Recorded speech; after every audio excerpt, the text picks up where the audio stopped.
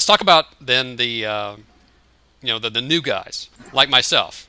You know what's the biggest challenge that new developers face? Once we've got the SDK, once we're kind of there, where should we focus our attention?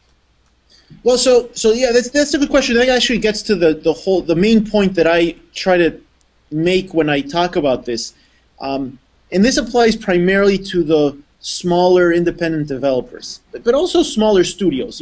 You've got big companies, and we've got a few big studios now using Corona, and there this doesn't apply, because there you've got a team of developers and engineers doing their game or their app, and they don't have to worry about the marketing, right? They just someone just figured out what app they're going to build it, and someone else is thinking about the marketing. But for anyone that's smaller, could be a small indie guy, could be a small studio, they have to think about it, because there's no one else to do the marketing for them, right? And now we're talking about the developer doing marketing for their apps. The biggest mistake I think people make there, and this is based on me seeing and talking to a bunch of developers over the last almost 2 years now that I've been involved in some way with Corona, is that they don't think of marketing until the last second, right?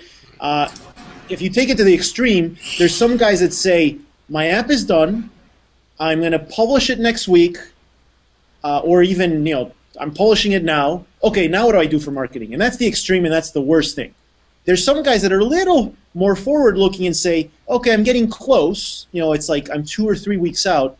What can I start doing now? But I think that's actually still a mistake. I really think that what developers should do is start thinking about how they're going to market their apps and the implications that has from the very, very beginning. So from the moment they say, hey, I think I'm going to do an app, I think there's a lot of things you can start thinking of that will impact your marketing after you launch, but that will have a big impact on what you build.